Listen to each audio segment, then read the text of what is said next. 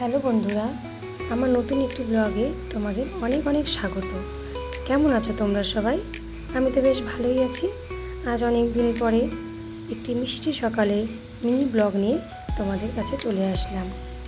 তো সকাল সকাল উঠে পড়েছি।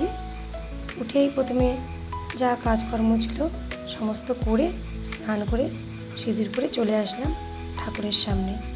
ঠাকুর বলতে ওই তো আমার ঘরের মধ্যেই এক কোণে একটু ঠাকুরকে বসিয়েছি। এখনও ঠাকুরঘর আমার কমপ্লিট হয়নি। তো শ্রাবণ মাস চলছে, তাই বাবার মাথায় একটু ঘি, মধু, গঙ্গা জল দিয়ে, বেলপাতা দিয়ে, ধূপকাঠি জ্বালিয়ে পুজোটা সেরে ফেললাম। তারপরে চলে আসলাম রান্নাঘরে। একটুখানি গ্যাসটা মুছে নিলাম। আমি প্রতিদিন রাত্রেবেলায় সুন্দর করে গ্যাস ট্যাস মুছে রেখেই ঘুমোই, তবে সকালবেলা এই বাসির একটা ব্যাপার থাকে, তো তাই একটুখানি ভিজে কাপড় দিয়ে মুছে নিই। না হলে কেমন যেন একটু লাগে যে আরশোলা বা টিকটিকি যদি ওঠে। তারপরে এই চা বসিয়ে ফেললাম, সকলের জন্য চা বসালাম।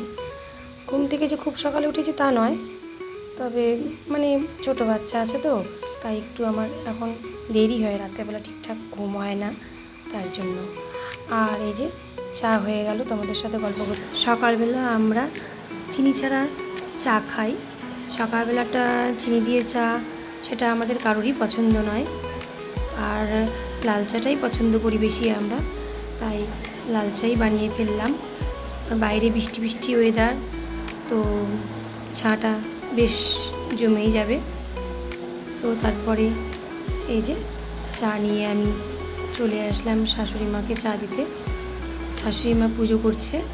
তো দেখো কি সুন্দর করে আমার শাশুড়ি মা ফুল দিয়ে সিংহাসনটা সাজিয়েছে। আর এই যে আমাদের বাড়ির লক্ষ্মীনারায়ণের মূর্তি, এটা আমাদের প্রতিবারই পুজো হয় মূর্তি তুলে লক্ষ্মী পুজোর সময়। তো খুব সুন্দর লাগছে, তাই না, ঠাকুর সাজানোটা। তারপরে আমি সবাইকে চা দিয়ে বসে পড়লাম চা নিয়ে। তো বাইরে বৃষ্টি হচ্ছে, কাপড় চোপড়ও শুকোচ্ছে না। ছোটো মেয়ের কাপড়গুলো আমি সব ঘরের মধ্যে সাজিয়ে ফেলেছি, মেলে দিয়েছি আর কি। তো কী করা যাবে, বাইরে বৃষ্টি, কোথাও এক ফোঁটা রৌদ্রও নেই যে মেলে দেবো, তাই ঘরের মধ্যেই কাপড়গুলো সব মেলে দিয়েছি। এই চা খাচ্ছি আর গল্প করছি। পাশে আমার মেয়েটাও আছে, এই যে দেখছো মাথা দিয়ে উঁকি মারছে, পাশ থেকে উঁকি মারছে।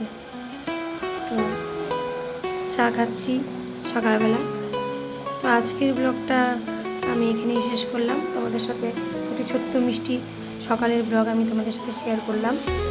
কেমন লাগলো তোমরা অবশ্যই জানাবে। ভালো লাগলে একটি লাইক করবে, আর সাবস্ক্রাইব অবশ্যই করবে। সাবস্ক্রাইব করতে কিন্তু ভুলো না। এরপরে আবার তোমাদের সাথে দেখা হবে, তোমাদের সাথে আমার আড্ডা আবার হবে। টাটা।